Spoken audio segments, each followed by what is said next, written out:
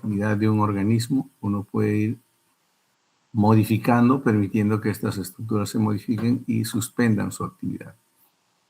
Entonces, aquí se habla de desnaturalización, por ejemplo, que puede ser por pH, que puede ser por temperatura, sales. Algunas de esas pueden afectar esta estructura funcional. Y ahora la acción sobre la estructura secundaria y terciaria, ya hablamos, por ejemplo, rupturas acá, hablamos de hidrólisis. Hidrólisis, ruptura de los enlaces peptídicos, de tal manera que ya ahí sí se afecta totalmente a la proteína. Una de esas actividades es la que yo trabajo junto con las bacterias acidolácticas. Por ejemplo, si tengo residuos de pescado, residuos cárnicos, lo que hago primero es afectarlo vía temperatura a estas estructuras para que no traigan problemas, y luego hago una acción enzimática para romper los enlaces peptídicos, de tal manera que puedo lograr tener aminoácidos o pequeños péptidos. Y esos son los que son usados, ya sea para alimentación animal, ya sea para nutrición de las plantas. Bien. Ahora, esto de por ejemplo, ya de la expresión de la información genética, cabría preguntarse esto, ¿no? ¿De qué manera la célula regula su funcionamiento? Es decir, ¿cómo decide la célula qué proteína necesita producir en cada momento y qué cantidad de proteína es necesario sintetizar? Siempre debe haber eso. Humanizando a la célula, debe estar también pensando así. Entonces, ahí vienen los procesos de regulación. Pero para eso, para entender los procesos de regulación, debemos entender un poco la estructura de un gen bacteriano. Y lo vamos detallando lentamente. Ok, primero vamos a cortar el material genético en lo que corresponde a un gen. Esta pequeña región. Esa pequeña región tiene una parte inicial que se denomina promotor. ¿Bien? Toda esta región. Este promotor tiene una particularidad, que desde el punto de inicio, de aquí, en la región +1, hacia atrás, 10 bases atrás y 35 bases atrás, hay unas regiones muy, muy particulares, se denominan regiones o secuencias consenso. Tienen una particularidad. Por ejemplo, la -10 bases antes de este punto, hay un sitio de unión para la RNA polimerasa. Ese sitio de unión para la RNA polimerasa se denomina la caja Tata o caja Pribnow, por el nombre del investigador, caja Pribnow. Y cada gen tiene una secuencia particular, pero más o menos está en esta secuencia muy particular, caja Tata.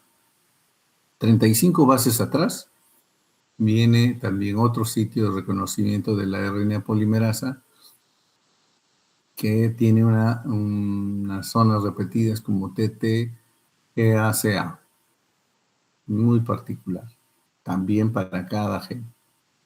Entonces, estas son las señales inicialmente para reconocimiento de la RNA polimerasa. Una vez reconocido, empieza la información aquí. Y el RNA mensajero que va a ser copiado tiene un punto de inicio acá y una pequeña región denominada antilíder. ¿Bien? Esa región antilíder debe ser copiado, ¿no? Y en esa región está justamente lo que antes comentábamos, que si aquí tenemos los ribosomas, su unidad mayor, menor, y dentro de la menor está el RNA ribosomal 16S, justo esta secuencia Shane-Delgarno es complementaria a esta región del RNA ribosomal 16S. ¿Bien? Entonces, esa regioncita, la secuencia de Shane-Delgarno es complementaria a esa región en el RNA ribosomal 16S. Bien. Entonces, ¿qué otra cosa más hay? Otra característica es que a partir de esa región líder, recién inicia la información para la síntesis de proteínas. Aquí hay un triplete AUG.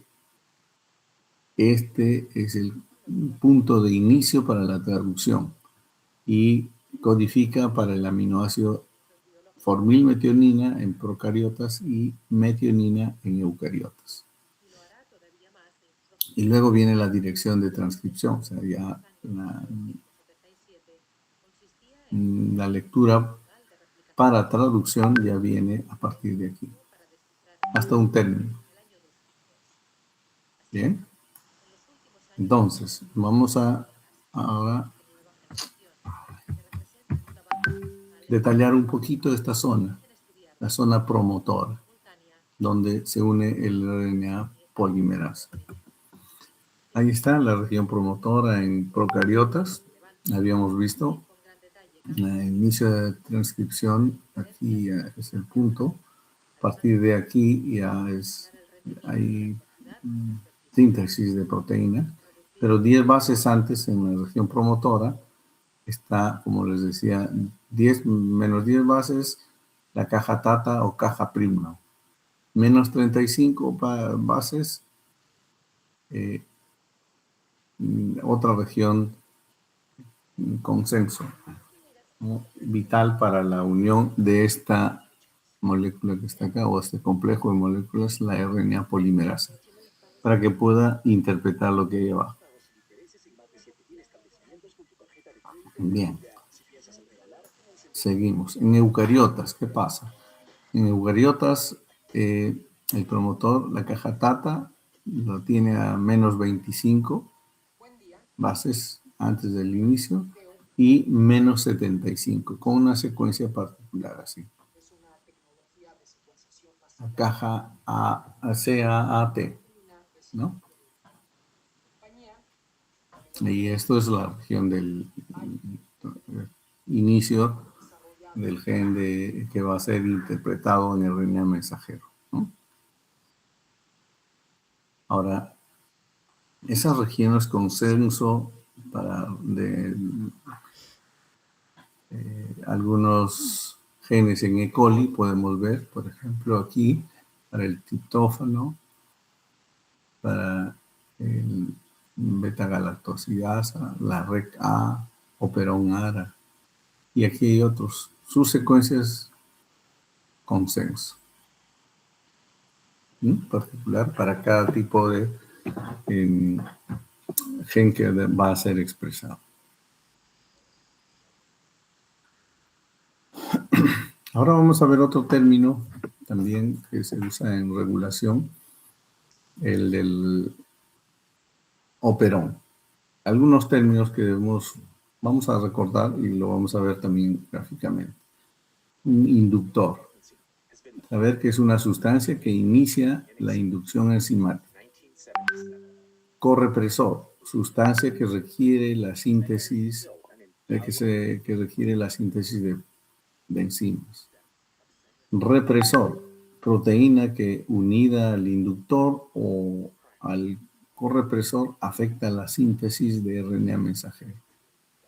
Vamos a ver. Operón. Grupo de genes cuya expresión está controlada por un sistema regulador. Gen operador.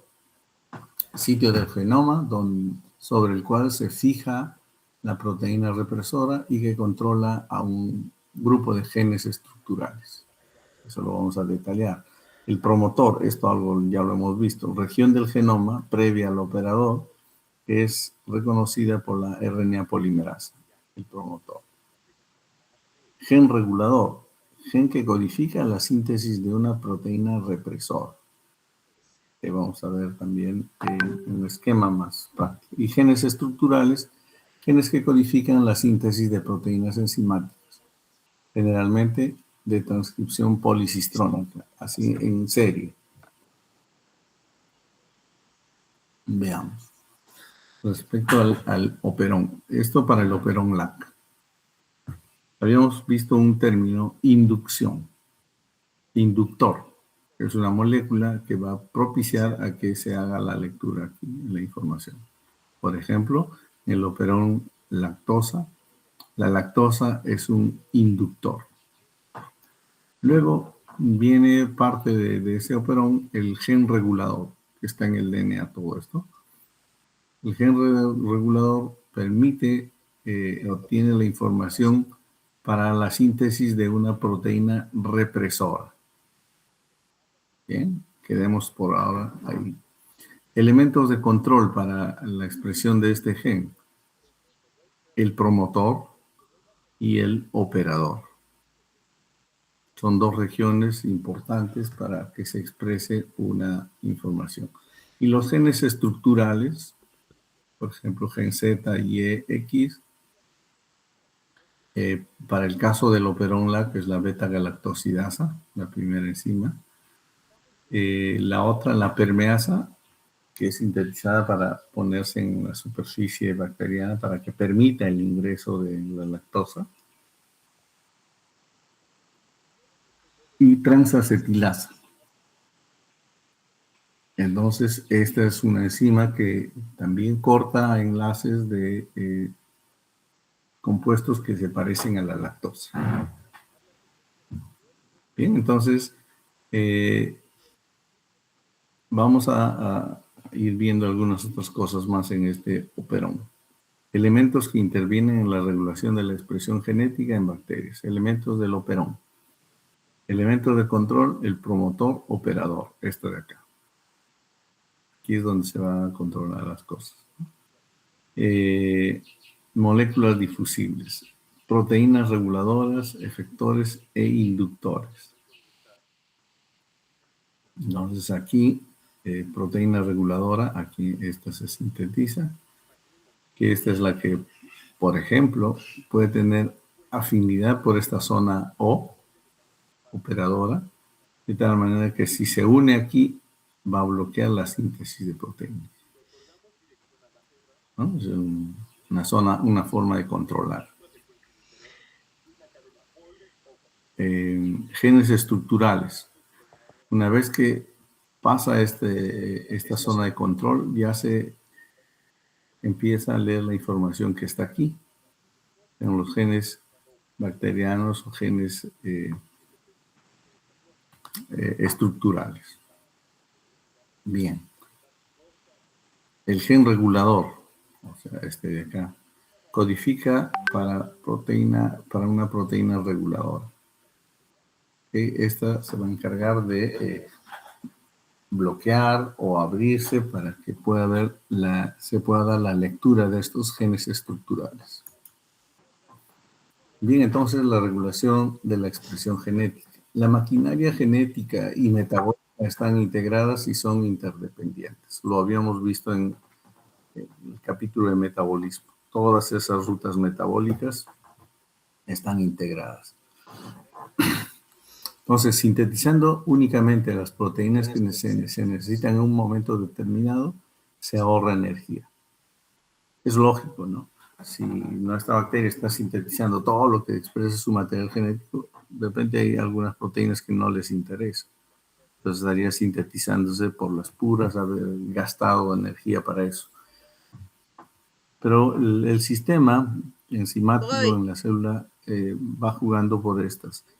Tiene enzimas constitutivas, o sea, siempre se están produciendo, ¿no? Para las actividades muy, muy reconocidas. Entonces, más o menos son 60-80% de los genes de E. coli están en esa situación de producción de enzimas constitutivas, que ya están para el momento que se va a usar.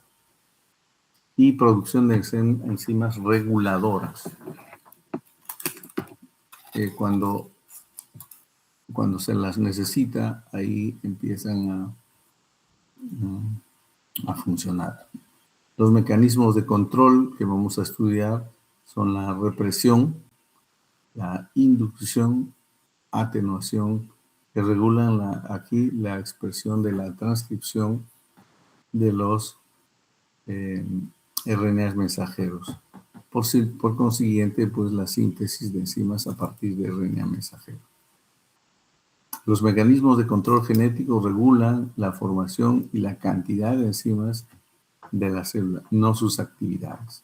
La enzima está ahí, su actividad es hidrolizar, pero eso no está afectado por la información que viene de por sí en el gen. Vamos a ver.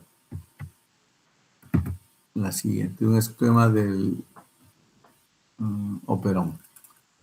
¿No? Muy sencillo. Aquí está el material genético. Hay una región que sirve para la síntesis de una proteína reguladora. Más adelante está el gen promotor, el gen operador ya del mismo gen, y los genes que van a ser expresados, genes estructurales. Entonces, un segmento del DNA que codifica para un polipéptido específico se conoce como un gen estructural. Escherichia coli puede sintetizar 1700 enzimas. Por lo tanto, esta pequeña bacteria tiene genes para 1700 RNAs mensajeros, ¿no? Igual, si va a sintetizar enzimas, esta debe tener genes en esa misma cantidad. Bien. Aquí algo más del detalle del operón. El operón es un grupo de genes estructurales que están aquí. Perdón, no sé qué pasa con esto. Genes estructurales cuya expresión está regulada por los mismos elementos de control. Estos son promotor y operador. Y los genes estructurales, por supuesto. Importante también entender esto, que hay una región un poco antes, un gen regulador para la expresión de todos estos genes. Ese libera o promueve la síntesis de una proteína represora. ¿Qué hace esa proteína represora? Puede tener afinidad especial para unirse al gen operador de tal manera que si la RNA polimerasa llega acá, quiere pasar, no lo va a poder hacer porque está bloqueado. También aquí puede funcionar el otro caso, un complejo represor inductor. El inductor es una molécula pequeña, que puede ser parte de una reacción o un elemento que está ahí para activar la síntesis de estos genes. Entonces, ¿qué particularidad tiene este inductor? Que este inductor puede unirse a un sitio particular de la proteína represora y haga dos cosas. Si este antes tenía afinidad por unirse al operador, ahora no lo va a poder hacer. Segunda,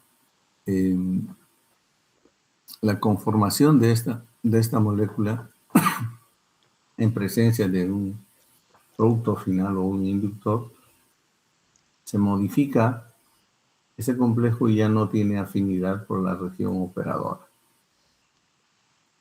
Bien, entonces tiene esa manera de controlar. Si todo va bien, no están bloqueando estas, la información fluye. Y esto es DNA. Y en la síntesis de RNA mensajero, vemos, ahí están la secuencia del RNA mensajero, que luego será traducido en 3 genes estructurales distintos. Y esos aquí lo tenemos, ¿no? El operón LAC tiene la primera, que es la enzima beta-galactosidasa, la información para la síntesis de esa enzima. ¿Y esta qué hace? Rompe la lactosa en glucosa y galactosa. La otra enzima, beta-galactósido permeasa, transporta la lactosa al interior de la célula. Entonces, estos genes que están aquí, estructurales, están bien organizados, de tal manera que no se pierda mucha energía. Aquí están muy relacionados al metabolismo de la lactosa, estos tres. El tercero, el tiogalactósido transacetilasa, metaboliza algunos otros disacáridos distintos a la lactosa. ¿Sí? Entonces no es tan muy específico. O sí lo va a estar, sí, dependiendo de dónde se encuentre. Ok, entonces, si funciona todo esto, bien, se sintetiza el RNA mensajero y se sintetizan las proteínas. En este caso, el operón LAC tiene tres tipos de proteínas: la beta-galactosidasa, la galactósido permeasa para que ingrese a la célula, y la tiogalactósido transacetilasa, que metaboliza o está involucrado en el metabolismo de algunas sustancias que se parecen al blanco, por ejemplo, la lactosa. Y ahí lo tenemos. Este inductor genera, o esta zona del gen, genera una proteína represora que tiene afinidad por el operador. Y si está así, se bloquea la síntesis de la información que está ahí. ¿Sí? Entonces, la zona promotora, y si bien es cierto, ha servido para ubicar, para encontrarse con el RNA polimerasa, el operador aquí está bloqueado y por lo tanto no hay síntesis de esto. Si se desbloquea por alguna razón, aunque ya estaría abierto para esa síntesis. Listo. Entonces, los operones pueden ser inducibles o reprimibles, de acuerdo al mecanismo de control que se tenga. En Escherichia coli se han identificado unos 75 operones diferentes que van a controlar 250 genes estructurales. Bien, tanto la represión como la inducción son ejemplos de control negativo, debido a que la proteína represora detiene la síntesis del RNA mensajero, ¿no? Aquí, cuando se habla de control positivo y control negativo, el primero se dice que un sistema está bajo control positivo cuando el producto del gen regulador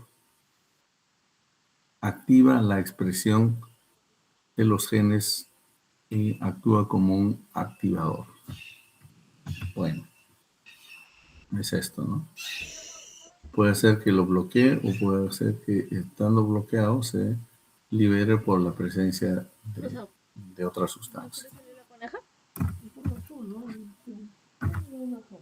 Y control negativo, se dice que un sistema está bajo control negativo cuando el producto del gen regulador reprime o impide la expresión de genes, actúa como un correpresor.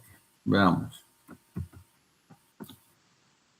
Para el funcionamiento del operón LAC. Aquí está el DNA, aquí está el gen que se debe expresar para el metabolismo de la lactosa.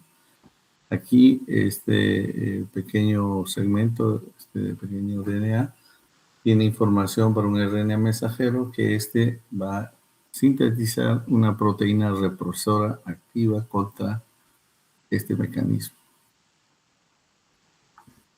Bien, entonces, una vez que se sintetice esa proteína represora, va y se va a unir a la región operadora. Así, puesta, el RNA polimerasa no puede leer, debe bloquear. Entonces, no hay transcripción. Entonces el represor está impidiendo el acceso de la RNA polimerasa al promotor.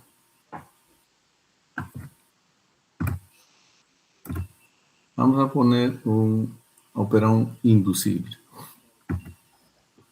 Ahí tenemos el DNA. Tiene su región promotora, su región operadora, genes estructurales, que están siendo gobernados por este mecanismo. Bien. Entonces, en el medio hay proteínas que tienen afinidad por el producto de la expresión del gen regulador, ¿no? Entonces, aquí hay esa proteína represora toma contacto con el inductor y luego ese inductor ya no es afín a la zona operadora. Entonces, de tal manera que se ha modificado, ya no puede llegar acá e impedir que la RNA polimerasa sintetice todo lo que está.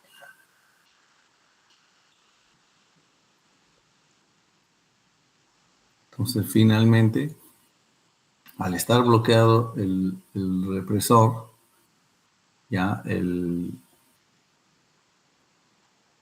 RNA polimerasa se une a este punto y luego avanza. Y avanza para que se expresen todos estos genes que estaban siendo controlados. Entonces, este es un mecanismo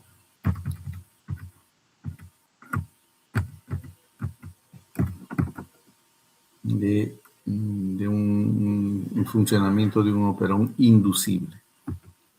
Bien, entonces hace que se desbloquee, tenga afinidad de ese inductor, libera el espacio y se posibilita que se sintetice todo. ¿Ok? Ahora, el operón reprimible. Ahí está la expresión del gen represor. Es inactivo porque aquí, si no está funcionando esto, está dejando pasar que el RNA polimerasa lea la información y se sintetice RNA mensajero y luego proteínas. Entonces, para este operón reprimible, el inductor toma contacto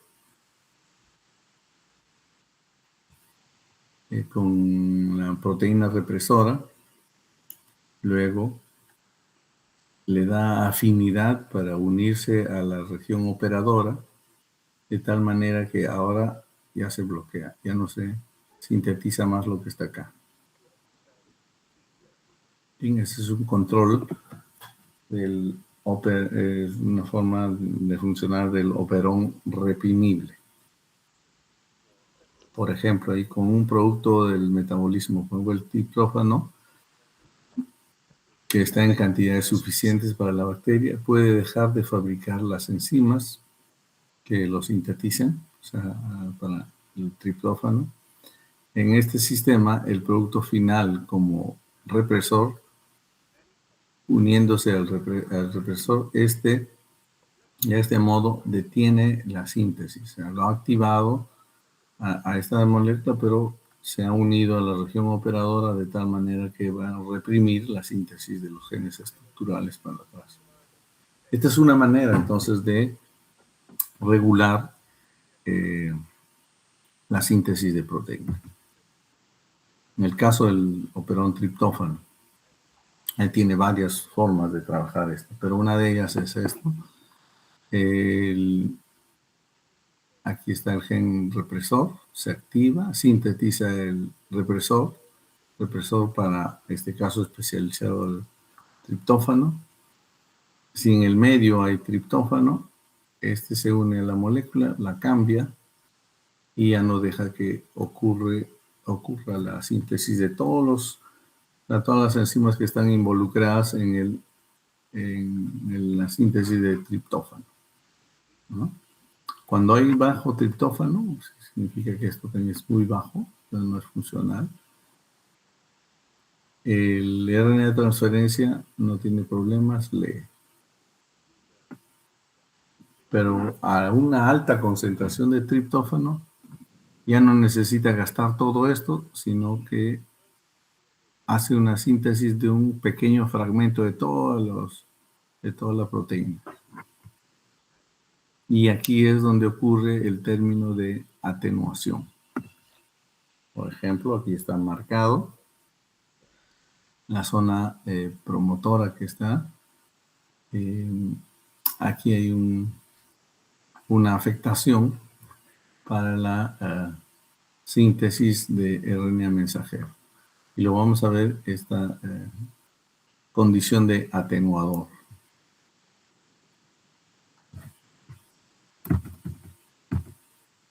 Bien, primero el término, atenuación. Terminación prematura de la transcripción. ¿Esto cómo va a funcionar?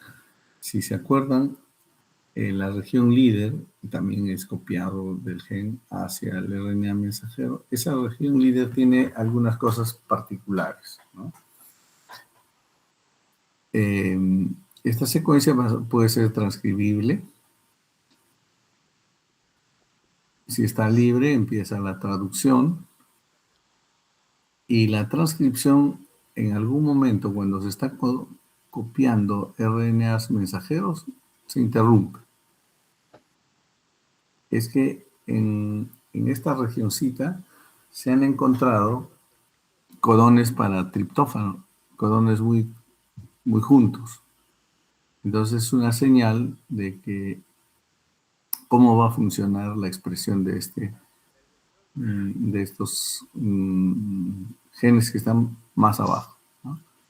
Pero lo particular de esta región líder es que tienen 4 regiones pequeñas, 1, 2, 3 y 4. Y cada uno tiene una particular. En este uno, por ejemplo, hay 2 triptófanos, 2 codones triptófanos seguidos. Y hay otras regiones con regiones complementarias a una parte de la molécula. Y vamos a ver eso acá. Estructuras secundarias del RNA mutuamente exclusivas. La región 1 y 2 se pueden unir. La región 2 y 3 también. La región 3 tenemos acá. Y la región 4. Ok.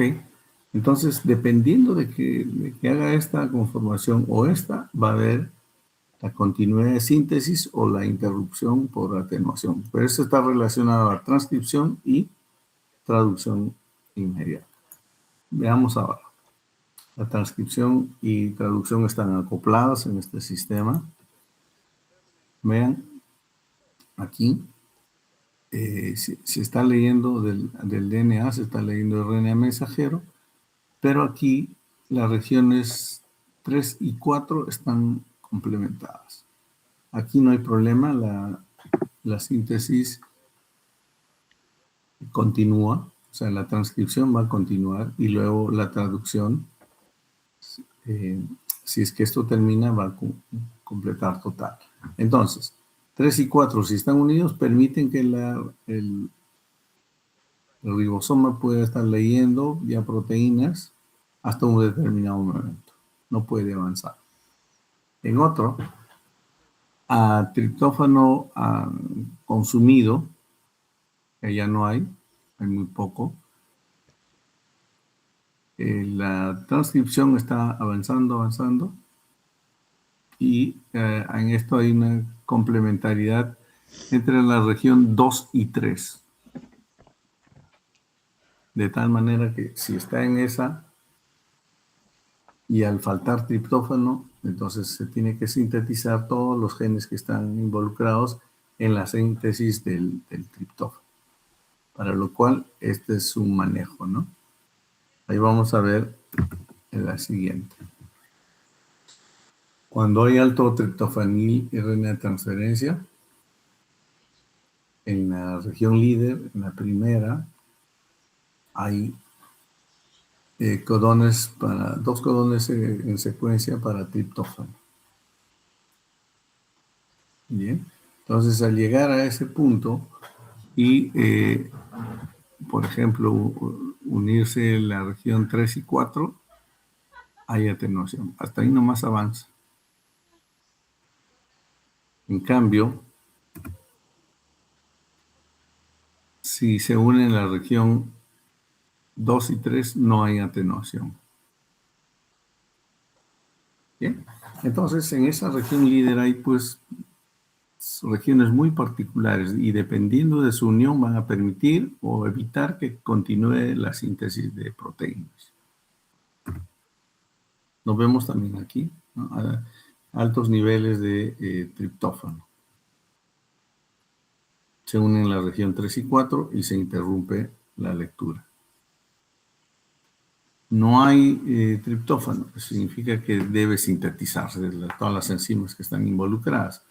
Entonces, para eso, las regiones 2 y 3 se unen en la región líder y esa permite que el ribosoma, pues, empiece a sintetizar la proteína que está siendo indicada en su secuencia. El opterón triptófano, les decía, en la región líder, tiene 2 triptófanos seguidos. Para la treonina tiene esta secuencia.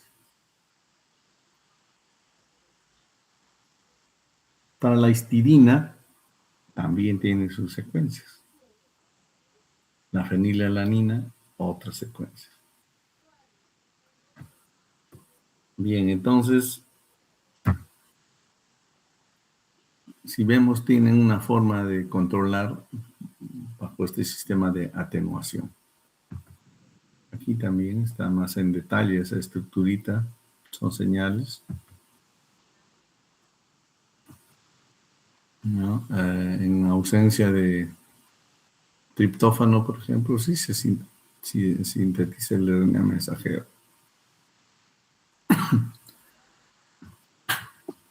Y cuando ya hay presencia de triptófano, aquí el gen TPR, o sea, el que genera el represor, toma contacto con el triptófano abundante, se une, se activa y se ingresa al complemento del operador. De tal manera que una vez que ya hay mucho triptófano, se une a esto y bloquea y ya no se sintetice más porque ya tenemos suficiente. Con eso, la célula pues, tiene ganancia energética, no gasta, ¿no? Bien, pasemos a un último punto de este capítulo. Las mutaciones. ¿Qué significa esto? Es un cambio heredable en el genoma. Puede ser espontáneo o inducido. Hay mutaciones sobre un único par de bases. Esas se denominan mutaciones puntuales. Y hay otras mutaciones por sustitución. ¿Qué ocurre en la primera? Inserción de una base anómala durante la replicación. Por ejemplo, ahí hay un problema pequeño, pero lo hay. Otros, transiciones. Cambios de purina-purina o pirimidina-pirimidina en este caso, por ejemplo. Antes era AG, puede ser GA en la secuencia, entonces ya cambió. Y transversiones, que puede ser de purinas, entre purinas y pirimidinas. Para esto, hay todas estas secuencias, hay como 8 cambios. A como C, A por C, T por G, A por G, T por C. Puede cambiarse eso y a provocar mutaciones. Otras son las inserciones. ingresa un material nuevo al material genético. Puede ser de una o varias bases. Y de lesiones también es la pérdida, extracción de una secuencia de material genético que puede ser de una o varias bases. Bien, entonces esos términos son importantes tenerlos en cuenta. Aquí detalles solamente para un ejemplo del aminoácido tirosina. ¿Bien? La secuencia en el DNA es así. Si provocamos una mutación, por ejemplo, aquí, en vez de TA puede ir a T y ya se transformó el triplete en el RNA. Esto es de RNA mensajero, ¿no? De DNA pasa acá, hay un error, se evidencia aquí. Ahora, cuando se esté sintetizando, ese triplete nuevo es interpretado, por ejemplo, como asparragina. Ese codón como asparragina. Y entonces a esta se le denomina mutación de sentido errado. Bien, aquí hay error. Y entonces este triplete que antes generaba tirosina, ahora genera asparragina. Otra mutación. Este es un extremo, el de la izquierda, ahora con el extremo de la derecha. Si va a ocurrir una modificación, GC, por ejemplo, esta traducida va a llevar, se va a llevar una sorpresa, que ese triplete modificado genera un triplete de stop, de parada de síntesis. Entonces, a esta se denomina esa mutación sin sentido. Vamos a imaginar que hay una secuencia, vamos a unos para 10 aminoácidos. El cambio de uno por esa mutación que se ha generado en el DNA va a provocar en la secuencia, si estaba normal ponía tirosina, pero como ya cambió, ahora dice es un codón de stop, de parada. Si la síntesis de proteína estaba avanzando, vamos a suponer hasta la mitad, ¿no? Y en la siguiente hay un codón de parada, la proteína se interrumpe y ya no avanza, su síntesis culminó. Entonces eso puede ser muy perjudicial en rutas metabólicas, en componentes moleculares, proteicos, ¿no? Otra mutación, vamos a poner la misma TA a T, aquí en vez de CG ingresa TA. Entonces, en su traducción, ya pasado RNA mensajero y este traducido significa tirosina. Entonces, lo que sale es una proteína normal, no ha habido ninguna modificación, pero el triplete UUA indica pues tirosina, siendo el normal UAC que también dice tirosina. Por el código genético, este problemita ya se solucionó, ¿no? Entonces, ahí cuando hay una modificación esta y sale un mismo triptófano, o sea, un mismo aminoácido como el original, no se modifica la proteína es normal. Hay una mutación, sí, pero hay una mutación silenciosa que codifica el mismo aminoácido, ¿no? Y la replicación normal. Ya se tiene el triplete, sintetiza RNAs y se encuentra que esta secuencia correspondía a tirosina. La normal, entonces una proteína normal, si es que en su secuencia se introduce la tirosina normal. En esta, a pesar de haber errores, el el cambio de triplete por el código genético dice lo mismo. Entonces ahí no, la proteína sigue intacta, sin problemas, pero ya ha habido ahí una mutación, ¿no? Entonces hay estos tipos, ¿no? Mutación silenciosa, codifica el mismo aminoácido. Mutación sin sentido, codifica un codón de stop, que hemos visto acá. Y sale una proteína incompleta, ya no funcional, por supuesto. Y la otra, en sentido errado, puede modificar o suprimir la función por el cambio de un aminoácido o ser neutral, cuando el cambio de ese aminoácido no altera la función, ¿no? Entonces, tenemos esos tipos de mutaciones. En otra, el codón, por ejemplo, de tirosina, si se modifica, y ahí hay codón que significa codón para la histidina. El normal, que correspondía, era para la tirosina. Pero en vez de tirosina ha entrado histidina, ya la mutación tiene un error, una mutación de contrasentido o en sentido errado. Por otro lado, AUG o UAG es un codón de terminación.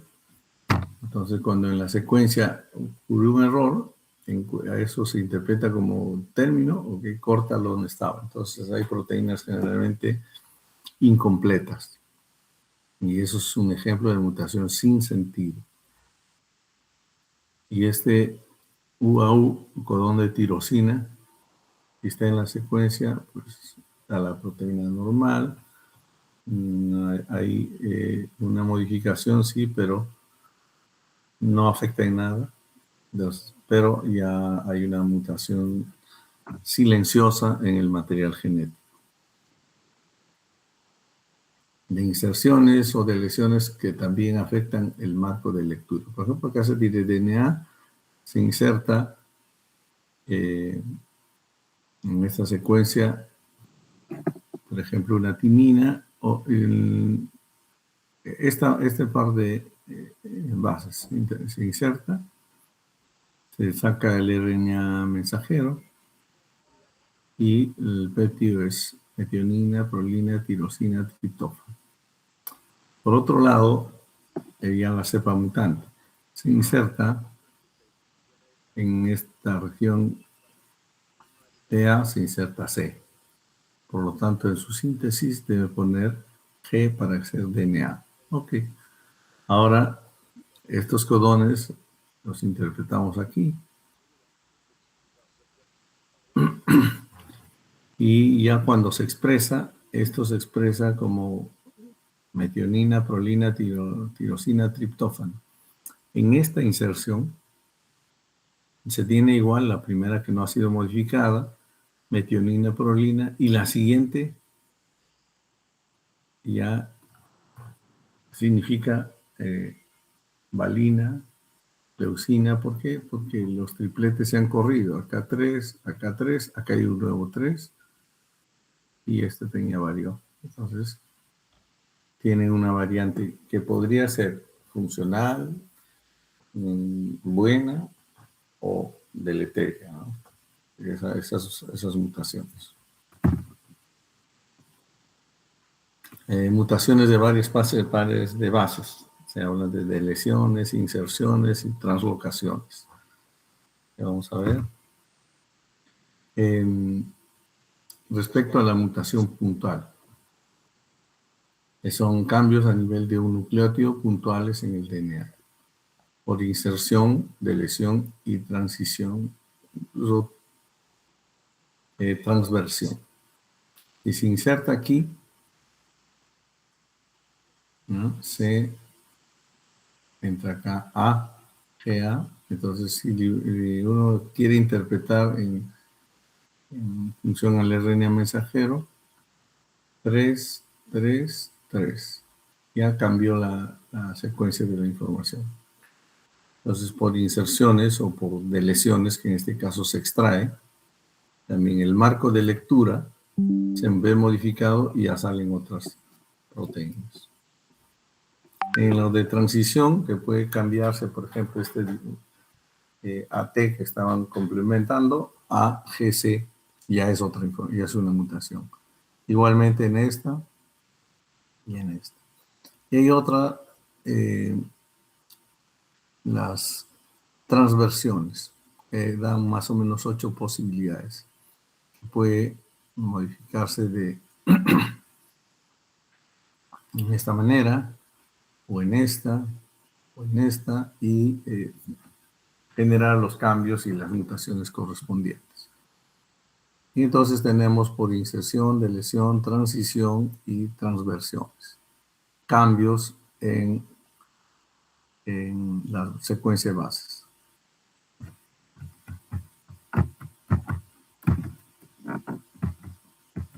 Bien, las mutaciones pueden ser inducidas por agentes químicos, físicos o biológicos. Algunos de los agentes, por ejemplo, análogos a base 5-bromouracilo. ¿Cuál es su acción? Incorporada como timina, falso apareamiento ocasional con guanosina. Entonces, hay una modificación. El resultado, ¿no? Par AT a par GC. A veces GC a AT y así. Otros, el 2-aminopurina. Se incorpora como si fuera adenina y hace un falso apareamiento con citosina. Provoca mutación. Compuestos que reaccionan con el DNA, por ejemplo, el ácido nitroso y la hidroxilamina, son dos compuestos que en un caso desaminan y en el otro caso reaccionan con la citosina y dan variantes. Otros agentes mutagénicos tenemos los agentes alquilantes. Los monofuncionales, por ejemplo, solo están involucrados en el introducir etilmetanosulfonato, por ejemplo. Este es un agente cancerígeno que provoca, induce grupos metilo a la secuencia de información y provoca, pues, apareamientos falsos. Antes les comentaba que yo trabajé con Trichoderma raceyi para que produzcan alto contenido de celulasas, o enzimas que degradan celulosa.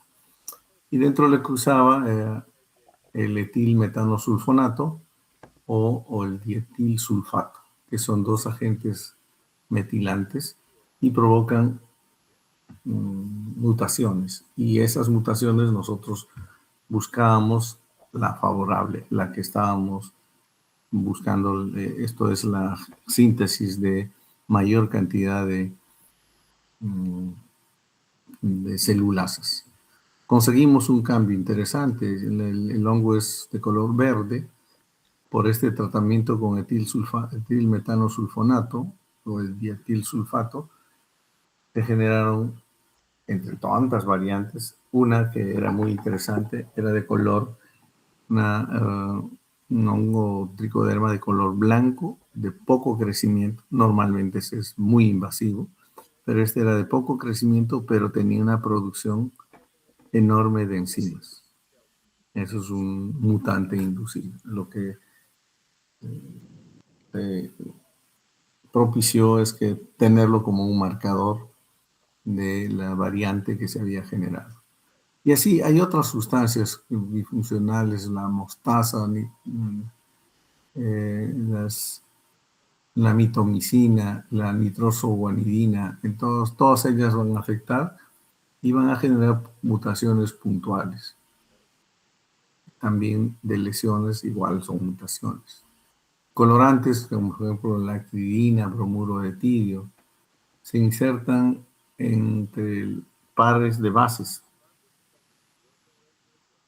Y entonces ahí, si se han insertado, provocan la DNA polimerasa puede poner cualquier base y equivocarse, por lo tanto generar mutación. Otros agentes, la radiación, por ejemplo. La radiación ultravioleta genera dímeros de pirimidina, vamos a ver un esquemita, y en la reparación puede originar errores o de lesiones. Otra, radiación ionizante, por ejemplo, rayos X, ataque de radicales libres en el DNA con ruptura a veces de cadena, de la doble, por supuesto generando mutaciones. Y la reparación, pues en este caso, puede originar error y de lesión. Todas estas sustancias típicas que se sabe que afectan al material genético pueden provocar mutaciones. Y ya depende de uno, en el caso mío, era usar estas sustancias químicas para modificar el material genético de un hongo y haga que produzca mucho más. Claro, es buscarse una tinca siempre esto. Bueno, un resumen también de bases análogas. 5-bromo-uracilo es similar a la timina y el 2-aminopurina, que es similar a la adenina, a la adenina.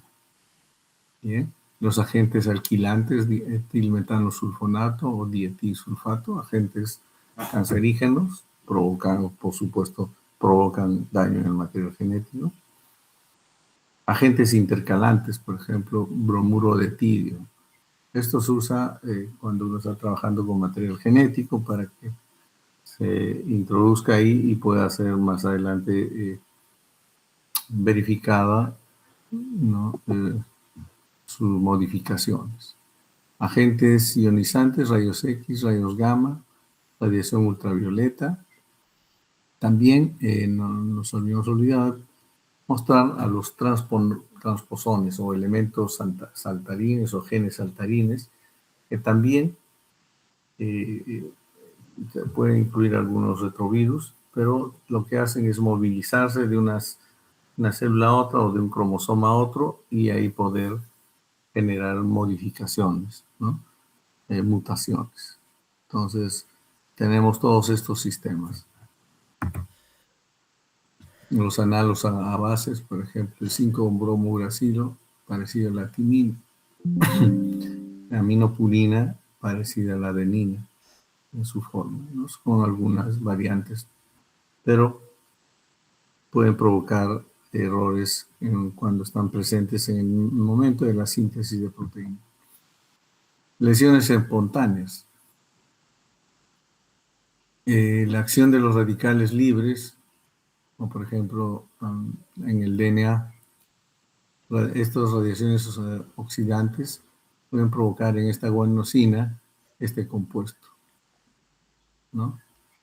8-oxi 7, 8-dihidrodesoxiguanosina, que puede aparearse en forma incorrecta con la adenina. Entonces, de ahí el riesgo con los agentes oxidantes. Se puede modificar una base y provocar en la síntesis se introduzca una base distinta, generando mutaciones. Otras acciones de estos agentes oxidantes pueden actuar sobre una base y luego liberar al DNA de esa base. Por lo tanto, aquí hay una depurinización y en el momento que esta molécula va a servir para síntesis de otra, va a haber un error, no va a saber interpretar y de repente puede poner cualquier base distinta y haber generado mutación. Los agentes químicos que inducen mutaciones. Estos agentes intercalantes, como les había mostrado, moléculas planas que se meten en el DNA, la proflavina, bromuro de tidio, dioxinas. Estas se intercalan ahí y generan modificaciones, errores en la síntesis de nueva molécula. Agentes físicos como las radiaciones. Sabemos que la luz blanca está en este orden, Hay muchas otras longitudes, pero veamos algunas que son dañinas, ¿no? Los rayos X que están en estas dimensiones de longitud de onda, las agentes ionizantes también. En este caso, por ejemplo, de las microondas, los rayos X de radares,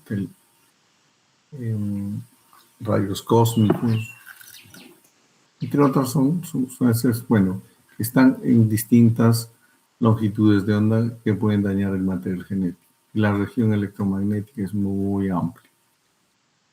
Pero dentro de lo que afecta también, aquí vamos a ver unas longitudes menores, que están en la región ultravioleta, que son dañinas a las células.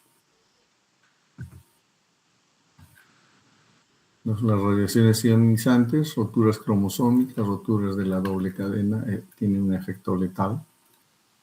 Todos estos son muy reactivos, que pueden actuar directamente sobre el material genético o de forma indirecta a otros organismos.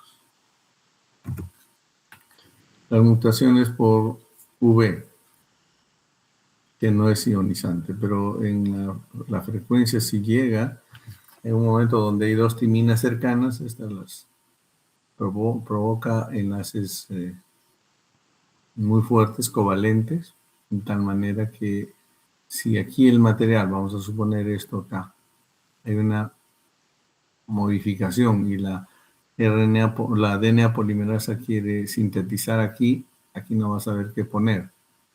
Entonces, o bien queda ahí, o bien pasa, pero poniendo una base distinta, y entonces ya está provocando una mutación. Bien, entonces, dos timinas cercanas, la radiación ultravioleta provoca que reaccione. Y luego ya esto es una variante, una modificación que podrá provocar errores. Pero también se pueden recuperar. Una vez que la luz ultravioleta llega, reacciona, pero hay mecanismos enzimáticos que pueden romper ese enlace que se ha generado y recuperar la secuencia que correspondía normalmente.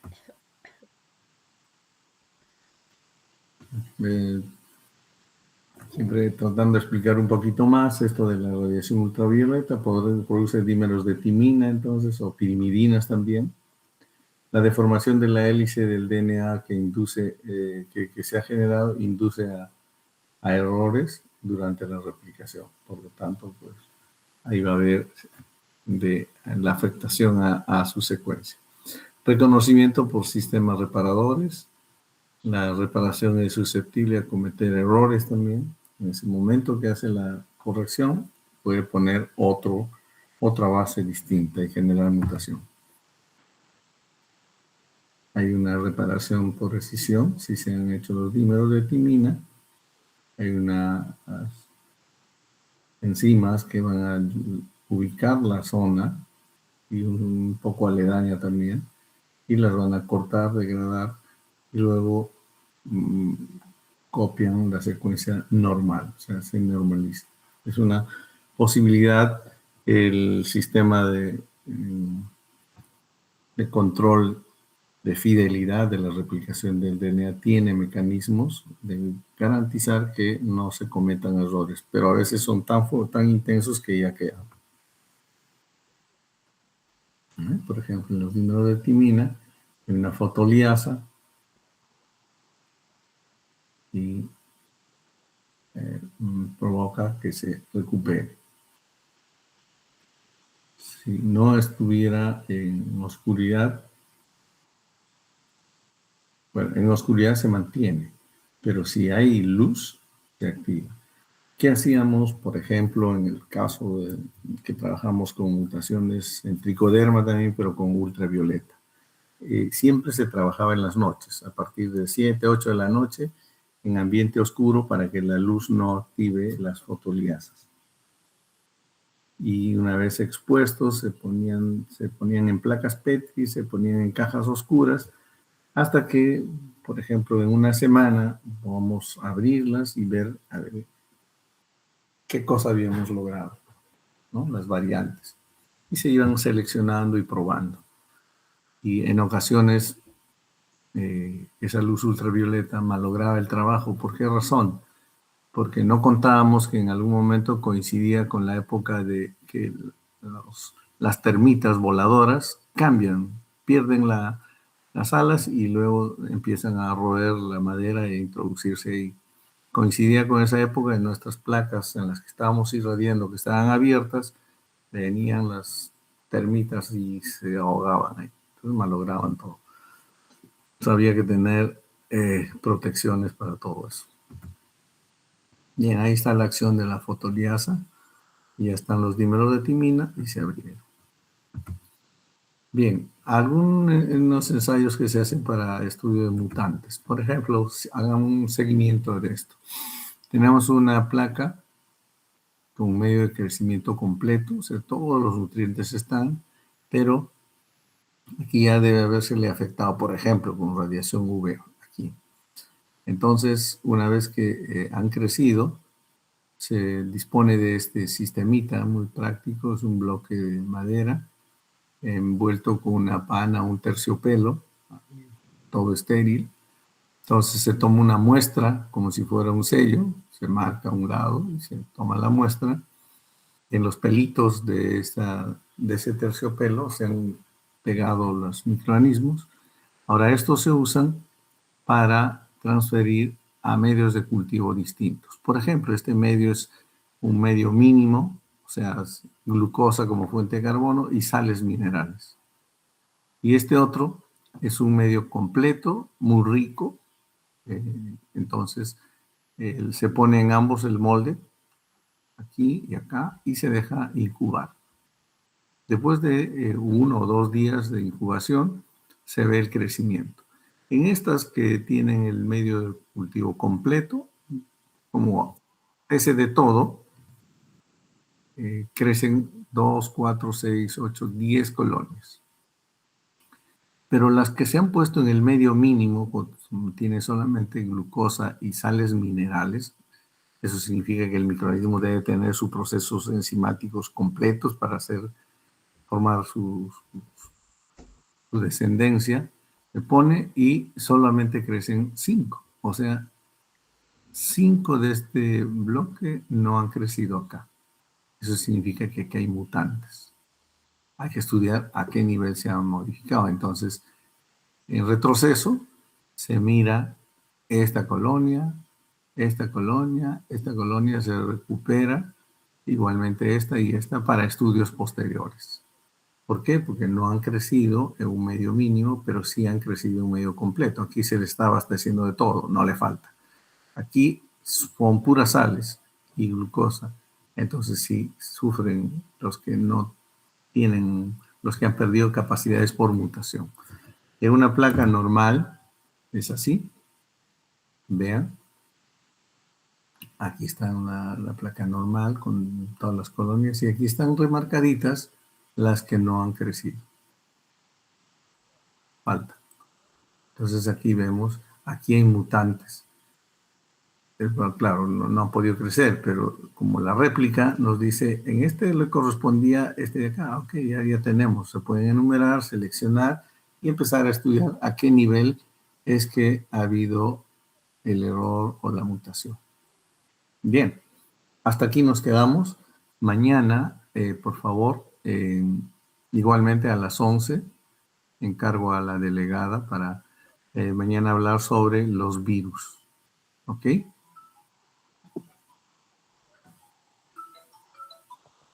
Perdón. ¿Me escuchan? Sí, Silvia. Dime. Sí, ya termino. Dime. ¿A qué hora? ¿Dónde? Ups. Ya. Entonces, ¿están ahí todavía? Sí, profesor. Sí, profesor. Ok. Entonces, miren, mañana avancemos con el capítulo 2 y así estaríamos ya casi regularizando nuestro sílabus. Bien. Y no se olviden de ir preparando su tema de trabajo que han seleccionado. También voy a mañana a conversar un poquito sobre eso. Ok, listo. Entonces, ¿a dónde estamos? ¿Cuántos estamos? 27. Por favor, nuestra delegada que tome la debida, la asistencia de todos. Un pantallazo, yo también voy a tomar un pantallazo de los que están aquí para poder hacerles el seguimiento, pues, ¿están o no están en clase? Ok, muchas gracias.